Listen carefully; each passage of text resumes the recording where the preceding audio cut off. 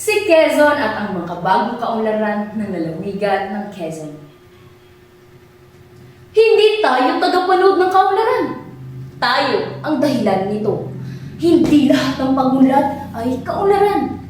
Sa Quezon, ang tunay na kaunlaran ay dapat maramdaman ng bawat Quezonian.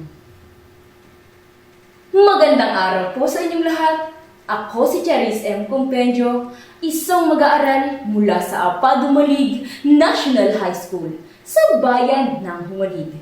Ngunit, higit sa aking pangalan, paaralan at bayang pinagmulan, ako ay isang kabataang Quezonian.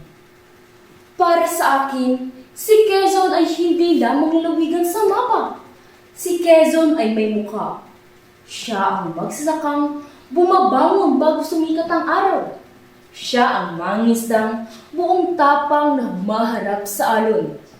Siya ang gurong patuloy na naghahatid ng karunungan maging sa malalayong pamayanan. At siya ang kabataang patuloy na nangangarap kahit ang pagkakataon ay tila nasa kabilang pampang. Sila ang mukha ni Quezon. Sila ang dahilan ng kaunlaran. Kaya malinaw ang aking paninindigan. Ang makabagong kaunlaran ng lalawigan ng Quezon ay tunay lamang kapag may buhay na nayaman, may kalikasan na pangangalagaan, at may pagkakakilalang napapatibay. At may patunay ang paninindigang ito. Noong 2025, umabot sa halos 1,000,000 at 300,000 metrikong tonelada ng produksyon ng niyog sa Quezon. Ngunit, ang niyog ay hindi lamang bilang sa isang talaan. Ito ay ang pagkain sa hapag, matrikula ng isang anak, puhunan sa maliit na negosyo, at pag-asang inaani ng maraming pamilyang Quezonian. Sa Niyog-Yugan Festival at kampanyang Tara na sa Quezon, ang kultura ay nagiging kabuhayan at ang turismo ay nagiging pagkakataon.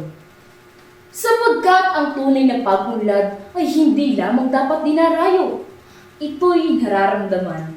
Makikita ito sa stand kabuhayan na nagbibigay ng tulong at pagsasanay sa mga negosyante. Naroon din ang stansi na sumusuporta sa pag-aaral ng mga kabataang Quezonian. At ang kalinga sa mamamayan na naglalapit ng serbisyong pangkalusugan sa mga komunidad. Ito ang kaunlarang nagbubukas ng pagkakataon at nag-aangat ng dignidad. Ngunit, dapat tayong maging mapanuri. Kung dumarami ang turista, ngunit nasisira ang ating dagat, hindi iyon kaunlaran.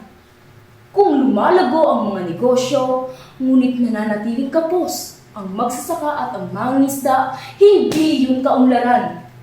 Kung nagiging moderno ang ating bayan, ngunit unti-unting nawawala ang kulturang Quezonian, hindi iyon kaunlaran. Sapagkat ang tunay na pagunlad ay hindi lamang mabilis. Ito ay makatarungan. Ito ay makatao. At higit sa lahat, ito ay may malinaw na direksyon. Kaya sa ating lahat, kumilos para sa kaunlarang may malasakit, may pananagutan, at walang Quezoniang naiiwan. Kaming mga kabataan ay hindi dekorasyon sa mga programa. Tagapalakpak lamang sa tagumpay o tagapaghintay ng kinabukasan. Kami ang lakas na lilikha nito.